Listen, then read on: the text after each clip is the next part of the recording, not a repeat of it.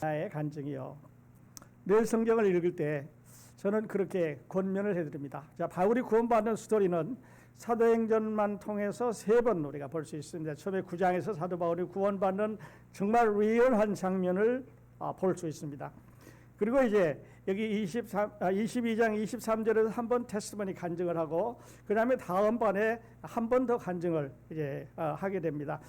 그 전에는 구원받았다고 하는 사실을 말해주고, 지금은 그 유대인들 앞에서, 동료들 앞에서, 그리고 나중에는 그 로마 국왕 앞에서, 분봉왕 앞에서 이제 간증을 하게 되는데, 자, 그렇다면 누가는 그 수많은 구원받은 스토리가, 구원받은 이야기가 주위에 쫙 깔렸을 것입니다. 왜냐하면 예수 그리스도의 복음이 베드로와 요한과 바울과 바나바와 바울과 실라와 바울과 이 그룹에만 전해졌는 게 아니라 그 당시에 쫙 깔려있는 소아시아의 여러 지역에서 복음이 전해지고 있었는데, 왜 이들 이야기만 누가가 발췌해서 그것도 3번이나 자기 복음서에 기록했을까 하는 질문을 해보게 됩니다. 왜 이랬을 것 같습니까? 한 번 해도 되는데, 사도 바울이 9장에서 구원받을 때 아주 자세하게 얘기했으니까 그걸로 되는데, 22장, 23장에서 한 번 더 하고 다시 26장에 가서 한 번을 더 하는 3번이나 반복해서 기록한 이유가 있습니다. 3번이나 기록한 목적이 있습니다. 그래서 우리가 성경을 볼 때 왜 그랬을까 하는 데 대해서 답을 얻지 못한다고 하면은, 지금까지 들었던 설교, 지금까지 들었던 성경 공부, 또 지금까지 들었던 여러 가지 이해와 책들이 우리에게 큰 도움이 안 된다는 거죠. 그래서 저는 오늘 우리 여러분에게 이렇게 말씀을 드리겠습니다. 여기 이 말씀을 이렇게 3번이나 기록한 데는 이유가 있습니다. 이것이 우리들의 이야기이기 때문에 그렇습니다. This is my story. This is your story. This is the story of all the Christians. 모든 그리스도인들의 이야기입니다. 만일에 그리스도인이라고 하면서 이 이야기가 없으면, 만일에 예수 믿는다고 하면서 이 바울과 같은 이 스타팅 포인트, 이 시점이 없다면 그것은 생각해 봐야 되는 문제가 아닌가, 이렇게 말씀을 드리고 싶습니다. 자, 지금 우리 교회는 그 사순절의 3번째 주를 보내고 있습니다. 사순절, 그러니까 40일 되는 이제 그런 말 아니겠어요? 그래서 성경에는 40에 관한 이야기들이 참 많습니다. 뭐 설교 많이 들으셨겠습니다만, 노아의 홍수할 때 비가 40일 동안 내렸다 그러죠. 여러분, 눈이 한 3, 4일 내리니까 아주 굉장하더라고요. 그냥 내리니까 여기도 눈, 저기도 눈이 쌓였는데 뭐 치울 수도 없고 상당히 고통을 많이 받았습니다. 여러분도 아마 그러셨을 겁니다. 일주일간 비가 계속 내렸다고 쳐보십시오. 장대비가 마켓으로 퍼붓는 비가 한 일주일간 내렸다고 쳐보면 얼마나 많을까요? 그런데 40일 동안 내렸습니다. 그래서 산의 가장 높은 데까지 물이 다 차고 그 안에 있는 생물들이 다 죽었다는데 40일이 걸렸습니다. 모세가 시내산에 올라가서 이제 성막을 받아오고, 또 모세가 40일 산에 올라가서 하나님의 율법을 받아오는데 40일이 걸렸습니다. 밑에서 사람들이 모세가 올라가서 죽은 줄 알았죠. 그래서 그들은 자기 하나님을 만들었습니다. 이스라엘의 통일 왕국에 왕이 3명 있었죠. 사울, 다윗, 그리고 솔로몬. 근데 그 사람들은 딱 40년씩 나눠서 3사람이 왕국을 다스리고 나라가 분열돼 버리고 말았습니다. 선지자 엘리야가 금식을 선포하고 40일 동안 밥을 안 먹었습니다. 예수 그리스도도 광야에 나가서 40일 동안 금식하니라 기도했습니다. 이스라엘의 광야 행진을 우리가 아는 대로 출애굽에서 40년 동안 지나갔습니다. 예수님께서 부활하시고 나서 승천하시기까지 40일간 세상에 계셨습니다. 그러니까 40이라고 하는 숫자는 우리 그리스도인들에게 매우 친밀한 숫자예요. 그런데 그 40이라고 하는 숫자 속에는 또 하나의 비밀이 들어있게 되는데, 어떤 비밀이냐? 말씀드렸던 대로 40일 후에 홍수로 온 세상이 멸망했습니다. 출애굽을 하고 나서 이스라엘 백성은 전혀 새로운 땅에 들어갔습니다. 그리고 40일 후에 예수님께서 승천하시고 나서 다시 성령이 내려오고 신약 교회가 생겨났습니다.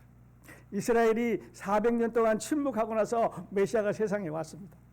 그러니까 이 사자는 이 성경과 매우 관계가 깊은 이제 그런 상황이라 그런 숫자다 이렇게 말씀을 드릴 수가 있습니다. 자, 코비드 19 목사님 기도해 주셨습니다만은 과연 이 코비드 19이라고 하는 이 열병이 과연 우리에게 무엇을 바꿨는가 이런 생각을 해봅니다. 내가 지난주에 잠깐 언급을 해드렸습니다만은 여러분의 삶에 있어서 무엇을 바꿨다고 생각하십니까? 좀 불편했습니다. 아이들 학교 안 가지요. 또 이제 직장에 나가는 사람들이 직장에 나가는데 좀 제한을 받았죠. 시장에 가시는데도 좀 어렵고 제한을 받았습니다. 그런데요, 하나님 편에서 보면 2000년이라고 하는 이 기독교의 역사에 보면 아니면 하나님의 역사에서 보면은 바뀐 게 없어요. 자, 이스라엘 백성들 예를 들어 봅시다. 애굽 출애굽했습니다. 홍해를 지나갑니다. 새로운 땅입니다.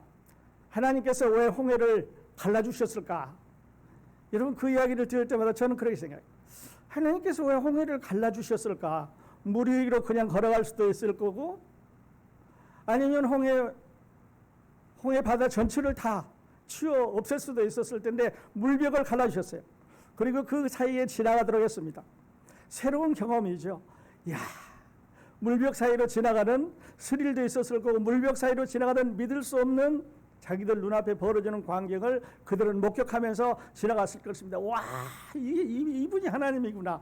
물 위로 걸어가는 거 감각이 다르겠죠. 그 물을 다 마르고 지나가는 것도 감각이 다르게 그 길을 지나가면서 하나님의 임재를 느꼈을 것입니다. 40년 동안 그들은 매일같이 변했습니다. 계속해서 변하는 상황 속에서 그들은 광야를 지나갔습니다. 우리가 1년 동안 변했는데 이들은 40년 동안 그렇게 변하고 어려운 상황 속에서 지나서 요단을 건너서 이제 가나안에 들어가는데 거기에서 끝난 게 아닙니다. 매일 계속 새로운 도전과 시련 속에서 살았습니다. 그들에게 한결같이 믿는 게 있었습니다. 여러분 광야 40년을 지나가면서 이스라엘 백성들에게 한결같이 마음속에 믿었던 건 무엇입니까? 하나님은 신실하시다. 하나님은 약속하시고 변치 않는다 하는 것이었습니다. 만일에 그들이 하나님을 못 믿었으면 만일에 그들이 오늘날처럼 수많은 지도자들이 나와서 뭐 이 소리하고 저 소리하고 헛소리하고 가짜뉴스가 막 퍼진다고 하면 그들은 헤쳐졌을지를 모릅니다. 그러나 그들은 한결같이 애굽에서 인도해 오신 하나님을 믿었습니다. 그리고 구름기둥과 불기둥을 따라갔습니다. 하나님은 신실하십니다. 안 바뀌었습니다. 성경은 한 구절도 안 바뀌었습니다. 예수 그리스도 믿고 구원받는 사실 한 번도 안 바뀌었습니다. 성령 안 바뀌셨습니다. 하고 있는 일, 하나님 하시는 일 그대로 하고 계셔요. 1년 동안 바꾼 게 무엇입니까? 우리가 좀 불편해졌습니다. 1년 지나면 우리는 다 새로운 것을 향해서 가게 될 것입니다. 산업혁명들이 그랬습니다. 전쟁들이 그랬습니다. 기근이 그랬습니다. 어려움들이 그랬지만 그러나 사람들은 그것을 극복할 수 있는 새로운 지혜와 새로운 기술을 개발해냈습니다. 그러니까 코비드 19이 지나가면서 사람들은 새로운 것을 만들 것입니다. 새로운 교회가 출생할 것입니다. 옛날대로 하던 방법이 아니라 이제는 새로운 방법으로 새로운 교회의 모습이 생겨날 거라고 말합니다. 옛날처럼 체육관에 모여서 수많은 사람 박수치고 소리는 그런 교회가 아니라 소수가 모여서 이제는 예수 그리스도의 복음으로 구원받아야 된다는 한 사람 한 사람 구원의 복음의 진리가 더 많이 퍼질 거라는데 아무도 의심하는 사람이 없습니다. 큰 교회가 아니라 작은 교회라는 거죠. 많이 모이는 게 아니라 체육대회가 아니라 복음 전도대회라는 거죠. 소그룹 성경교회 성경 공부를 통해서 이 성경에 이 말씀이 왜 있는지 서로 나누고 서로 축복을 교환한다는 거죠. 바꾼 게 별로 없습니다. 좀 불편했습니다. 그러나 이제 우리는 또 새로운 것을 향해서 가게 그렇게 될 것입니다. 오늘 말씀드리려고 하는 사도행전 22장 전장은요. 두 마디로 요약한다면 저는 이렇게 요약을 해볼 수가 있을 것 같아요. 선택과 결정. 우리 인생은 계속해서 선택을 합니다. 그리고 그 선택은 우리가 하는 거죠. 우리가 선택을 하고 그 선택이 우리를 끌고 갑니다. 우리는 어떤 결정을 합니다. 그런데 그 결정은 우리가 하지만 그 결정이 우리 삶을 끌고 갑니다. 여러분 오늘 아침에 예배에 나오는 거 선택하고 결정하셨습니다. 여러분 준비하고 오시는 거 선택하고 결정하셨습니다.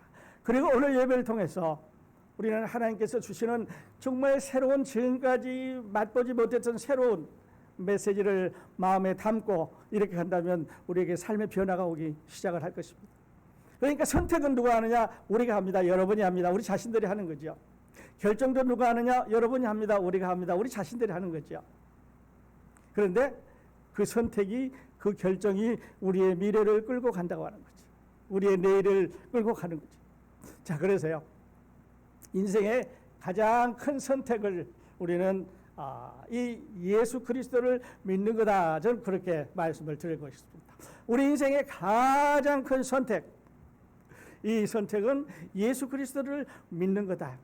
이 선택은 세상에 있는 동안뿐만 아니라 세상 떠난 영혼까지도 우리의 삶을 변화시키고 우리의 모든 것을 바꿨습니다. 여러분, 예수 믿기로 결정하신 후에, 구원받은 다음에 예수님이 내 마음에 들어와서 내가 그를 따라가기로 한 후에 우리의 삶은 바뀌었잖아요. 새벽기도 가셨죠. 주일날 교회 나오셨죠. 성경 공부하셨죠. 성도들하고 교제했죠. 모든 것을 다 그 결정에다가, 그 선택에다 우리는 맞추고 살아가지 않습니까? 이 세상에서뿐만 아니라 영원한 나라에 갈 때까지 우리는 그 결정에 맞춰서 살아갑니다. 그러니까 선택은 내가 하고 결정은 내가 하지만 우리는 그 결정에 의해서 살아갑니다. 사도 바울도요, 그랬어요. 사도 바울도 이 사람 요즘 말로 하면 흙수저입니다. 개천에서 용난 사람이죠. 아주 머리가 좋았던 사람인 것 같아요. 그래서 그 먼 지역에서 예루살렘으로 유학을 갔습니다. 유학을 가서 아주 열심히 있는 훌륭한 선생님 밑에서 공부를 하다가 인정을 받았지요. 그래서 예수 믿는 사람을 잡으러 다니지 않았습니까? 그래서 다메섹까지 가면서 이제 잡아 족치려고 가지 않았습니까? 아마 그때 마음속에는 잡기만 잡으면 이놈들 그냥 다 내가 어떻게 할 거라고 그러고 갔을 거예요. 그러다 예수 만났습니다. 그래서 변했습니다. 선택은 누가 했습니까? 주여 니시니까 나는 내가 핍박하는 예수라. Tell me what to do. 내가 어떻게 했으면 좋겠습니까? 너 다메섹으로 들어가서 아나니아라는 사람을 만나라. 그러면 그가 너에게 할 일을 알려주실 것이다. 에이, 주여 싫습니다 하고 돌아섰다고 치면, 못한다고 버텼으면 어찌 됐을까? 우리 같으면 과연 그렇게 할 수 있었을까? 왜냐하면 지금 아나니아는 숨어있는 사람들인데, 바울이 나타나면 무서워서 도망가는 사람들인데. 그래서요, 선택과 결정, 바울이 했지만 그러나 그의 삶은 바뀌었습니다. 우리의 삶하고 똑같아요. 그래서 제가 제목을 잡을 때 This is my story, 내 얘기라는 거죠. 여러분도 그러셨잖아요. 저도 그랬습니다. 저도 예수님 모르는 가정에 태어났지 않습니까? 전혀 모르는 사람. 그런데 예수님 믿고 나서 하나님 앞에 이렇게 여러분과 함께 사귈 수 있는 사람이 된 거죠. 선택이었습니다. 결정이었습니다. 자, 그렇다면요, 여러분, 첫 번째 인생의 가장 중요한 선택이 예수 그리스도의 구원을, 예수 그리스도의 복음을, 예수 그리스도의 거듭나는 것을 받아들여야 된다고 한다면, 여러분, 두 번째 선택은 어떤 거라고 생각을 하십니까? 인생의 두 번째 중요한 선택, 여러분은 어떤 건지 한번 생각을 해보십시오. 어떤 사람은요, 나는 내 인생에 예수님 믿는 것 말고 중요한 선택이 있다면 결혼이라고 말합니다. 배우자. 그렇잖아요. 우리 인생을 같이 살아가면서 같이 밥도 먹고 의논하고 잠도 자고 자녀들도 낳고, 그래서 우리 후손들에게 우리 거를 물려주니까 어떤 사람은 결혼이라고 말합니다. 또 어떤 사람은 돈이라고 말합니다. 나는 돈이 있어야 된다고 말합니다. 또 어떤 사람은 또 다른 거라고 말합니다. 다 다르겠지요. 그러나 첫 번째 선택은 두말 할 여지도 없이 예수 그리스도의 이제 구원을 받는 것이죠. 좀 길기 때문에 본문을 제약을 했는데 세 가지로 제가 요약을 했습니다. 여러분 성경에 이렇게 표시하실 수 있으면 좋겠습니다. 1절에서 5절 가다 보면 바울은 과거에 나는 누구였는가라는 이야기를 하고 있습니다. 나는요, 길리기아 다소성에서 낳고 이게 이제 막 자랑을 합니다. 내가 과거에 누구였는가? 나는 누구였는가? Who I was. 이럴 말 있죠. Who I was. 그러면 두 번째는 내가 예수님을 만났는데 언제 어디서 누구를 만났는가 하는 것을 자세히 설명을 하고 있습니다.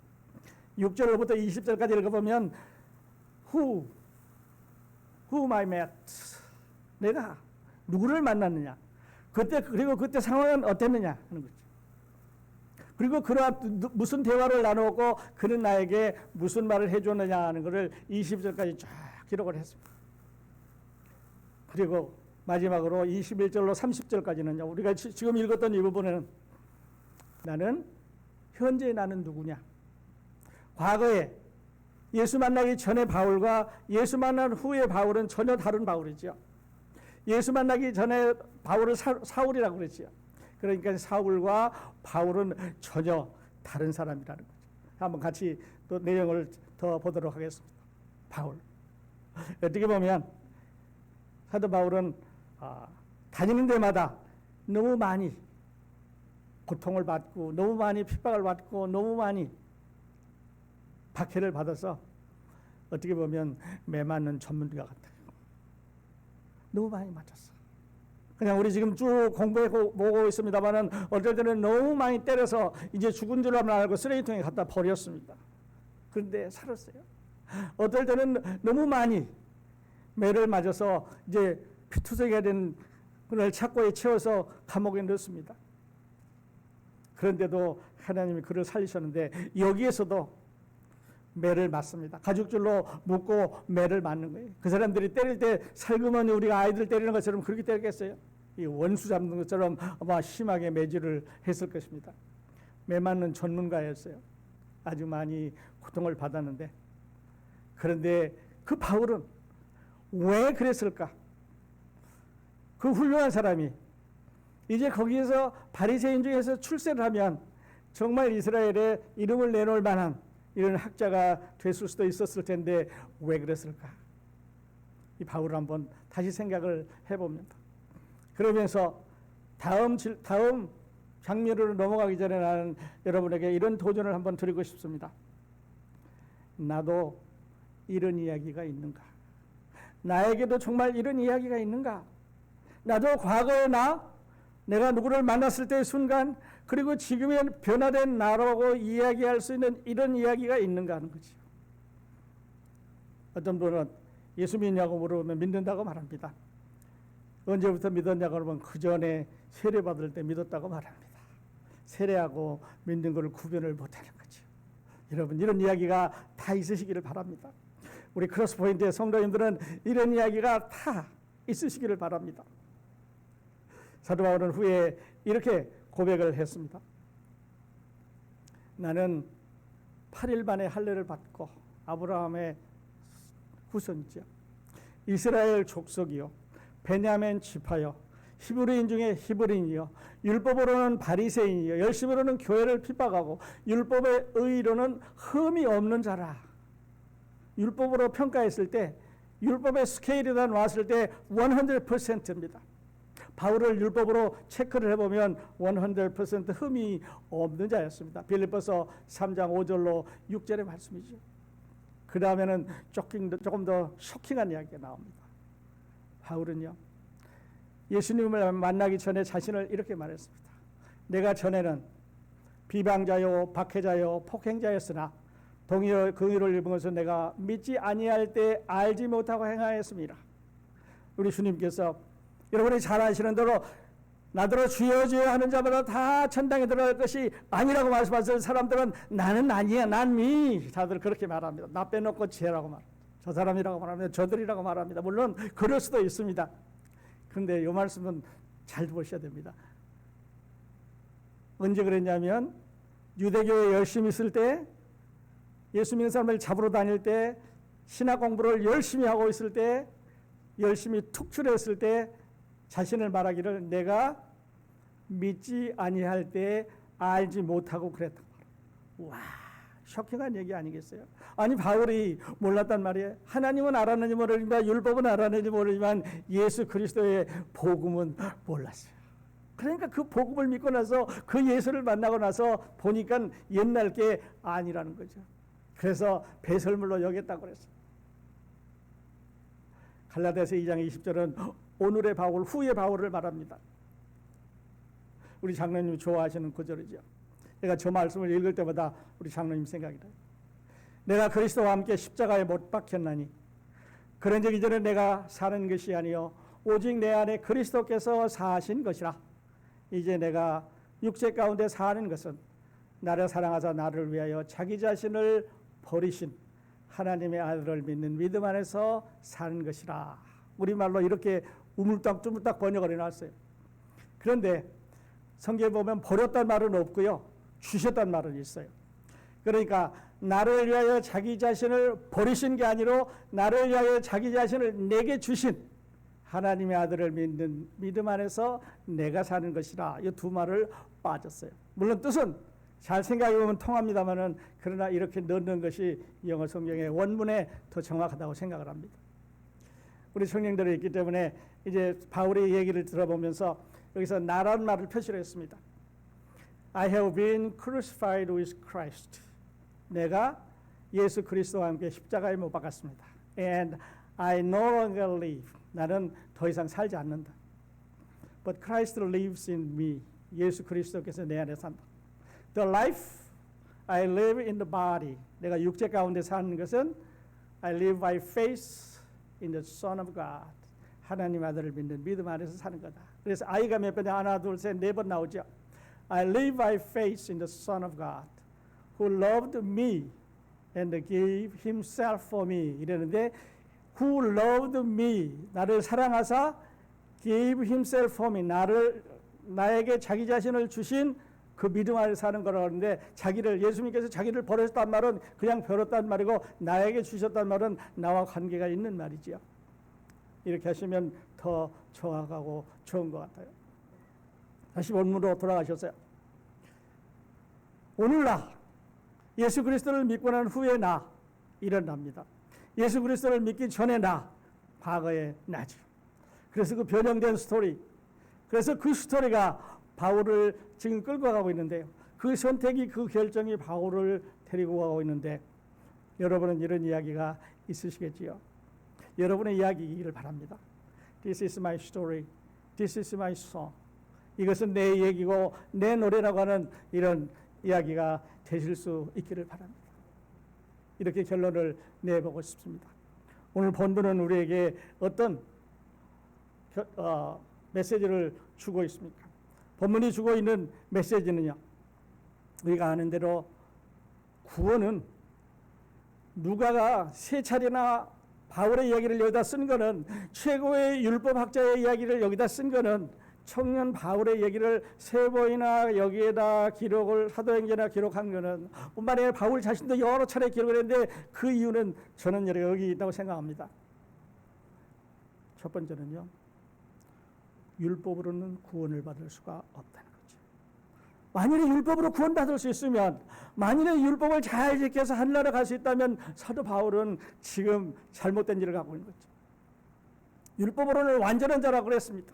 잘 지켰습니다. 잘 알았습니다. 잘 배웠습니다. 잘 가고 있었습니다.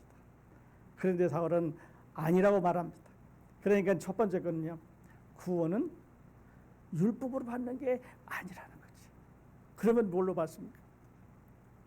사도 바울이 말에서 떨어져서 눈이 멀었습니다. 아무것도 할 수 없는데 사람들의 손에 끌려서 갔는데 그 당시에 무엇을 했습니까? 무엇을 할 수 있었습니까? 제사를 드릴 수 있었습니까? 고백을 할 수 있었습니까? 무엇을 할 수 있었습니까? 마음으로 내가 잡으러 다니는 사람이, 내가 지금 잡아 족치려고 하는 사람의 그 주인이 예수라고 하는 사실을 믿었습니다. 주여 니시니까 나는 내가 핍박하는 예수다 믿었습니다. 그러니까요, 누가가 세 차례나 여기에 이런 중대한 이 스토리가 전개되는 상황에서 이 이야기를 우리에게 주는 것은 율법으로 구원받을 수 없다. 최고의 율법학자도 안 믿는 사람이었다. 그래서 여러분에게 예수 그리스도의 복음을, 예수 그리스도의 십자가의 은혜를, 예수 그리스도의 부활의 이 복음을 증거하고 있는 것입니다. 그런데요, 복음은 복음을 아주 반대하는 사람이 있다면 그거는 구분하기가 쉽습니다. 그러니까 어제 그제 신문을 보니까 뭐 한국의 오래된 1000년이 넘은 절에 어떤 사람이 불을 질렀더라고요. 그래서 그냥 이게 불탔다는 이야기를 제가 본 적이 있는데, 그런 사람들이 예수의 십자가 얘기한다면 우리는 코웃음 치고 안 믿습니다. 왜냐하면 전혀 다른 사람들이니까. 그러니까 그렇게 엔타이 크라이스트들이 전혀 그리스도와 관계 없는 사람들이 하는 이야기는 우리는 쉽게 구별이 갑니다. 쉽게 구별할 수 있습니다. 근데 문제의 어려운 점은 어디에 있습니까? 하이퍼 크라이스트. 하이퍼 크라이스트라는 말은, 여러분 우리 자동차 타고 다니면 요즘은 깨소리 나고 전기하고 이렇게 섞어져. 학생들이 학교 가는데 공부하는데 이제 온라인으로도 하고 집에서도 하고 이게 두 개 섞어서 하죠. 하이브리드라고 그러죠. 교회 예배도 온라인으로도 하고 대면 예배도 하고 하이브리드라고 하죠. 그래서 하이브리드 처치, 하이브리드 스쿨, 하이브리드 섞여 있다는 얘기예요. 그런데 하이브리드 가스펠, 하이브리드 예수 그리스도의 복음이, 예수 믿는다고 하는 이 진리가 어느 거는 진리고 어느 거는 진리 아닌 것이 섞여 있는데 문제가 많아요. 여기는 정말 어렵습니다. 아주 반대하는 사람이 저 그리스도면, 반대 그리스도면 좋겠는데 그리스도 안에 이렇게 섞여 있으니까 문제라 하는 거죠. 구별하는 방법은요, 성경으로 돌아오는 방법밖에 없습니다. 사람들의 말을 이야기가 아니라, 사람들의 이야기가 아니라, 사람들의 이론이 아니라, 사람들의 책이 아니라, 사람들의 설교가 아니라, 사람들이 만들어준 어떤 것이 아니라 우리에게 주신 하나님의 말씀으로 되돌아와야 된다. 그래서 지금 이런 운동이 일어나고 있습니다. 그래서 조사를 해보니까요, 이 팬데믹 동안에 미국 사람들의 35%가 신앙이 증가했고 성경을 더 읽었다고 나옵니다. 그리고 기도회로 더 열심히 모였다고 말하고, 이제 작은 소그룹 기도회로 모여서 이것이 앞으로 우리의 어떤 포멀한 교회 형태가 될지도 모른다고 하는 이런 이야기들을 하고 있습니다. 성경으로 돌아가십시다. 성경을 우리가 바로 읽으십시다. 하이퍼 크라이스트 아니고, 오리지널 섞여 있는 복음이 아니고, 반대하는 복음이 아니고, 예수 그리스도의 복음, 은혜의 복음, 얼마나 좋아요. 누구든지 저를 믿으면 영생을 얻으리로다. 더하지도 마십시오. 뽑아내지도 마십시오. 하나님의 약속을, 하나님이 하신 약속을 그렇게 믿으면 되는 거죠. 두 번째는요, 저는 이렇게 보고 싶어요. 거기에 바울이 붙잡혀 갔습니다. 그래서 가죽줄로 매고 이제 사람들이 돌로 쳐 죽이려고 합니다. 이때는 언제냐면 스데반이 돌에 맞아 죽은 지 27년 후입니다. 그러니까 27년 전에 스데반을 끌고 나가서 그 바로 성전 밖에서 돌로 쳐서 죽였던 바로 그 부분입니다. 예수 그리스도께서 십자가에 못 박기 위해서 이제 가셨던 예루살렘 그 성전을 향해서 말씀하셨던 바로 거기 자리입니다. 그러니까 오래 산 사람들은 기억이 생생할 거예요. 얼마 전에 야고보도 죽었고 스데반도 죽었고 그랬던 자리예요. 베드로도 거기서 이제 붙잡혀가지고 이제 감옥에 들어갔잖아요. 성문 밖에 앉아서 구걸하던 안지배이를 구려줬던 바로 그 자리입니다. 사람들이 모였습니다. 그래서 죽이려고 하는 거죠. 바울을 때렸습니다. 아마 때렸단 말은 그 당시에 아주 고상한 말이겠죠. 요즘 좀 상설이라면 벨길질도 하고 주먹질도 하고, 예수님한테도 그랬으니까요. 예수님에게도 주먹질도 하고 솜도 잡아뽑고 뺨도 때리고 침도 뱉고 그랬잖아요. 아마 그보다 더 심한 죽이라는 소리가 나왔을지 모릅니다. 근데 그 입에서, 바울의 입에서 한마디도 거역하는 이야기가 없이 복음에 대한 이야기만 쏟아나오고 있다는 거죠.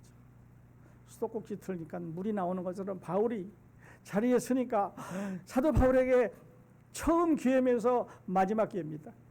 자기 동료들에게, 이스라엘 사람들에게, 아니면 산헤드린 멤버들에게, 자기도 산헤드린 멤버인데 그 산헤드린 멤버들에게 마지막으로 복음을 전할 수 있는 최후의 찬스입니다. 참는 거죠. 기다렸다가 이제 다음 설교를 하게 되는데요. 거기서 우리가 배울 수 있는 것은 하나님의 종답다. 이 어려운 순간에 어떻게 이렇게 참아낼 수 있을까 하는 것이죠. 그리스도의 복음 때문에 그랬을 텐데, 여러분도 우리도 다 이제 같은 성령으로 말미암아 이런 은혜를 받고 있는 거 아니겠습니까? 말씀 마치면서 우리는 바울에게도 배웠고 또 이 메시지를 통해서도 배웠습니다. 그리고 내 자신에게 한 번 더 물어봅니다. 나에게도 이런 얘기가 있는가? 만일에 여러분 이런 얘기가 있으시다면, 이것은 나의 간증이요, 이것은 나의 찬송이라면, This is my story, this is my song 이라고 하신다면, 바울처럼 나누는, 바울처럼 나눠주는 여러분 다 되시기를, 또 그 기쁨이, 그 결정이, 그 선택이 여러분을 기쁨으로 끌고 가는 다음 한 주간이 되시기를 우리 예수님의 이름으로 축원드립니다. 기도하십시다.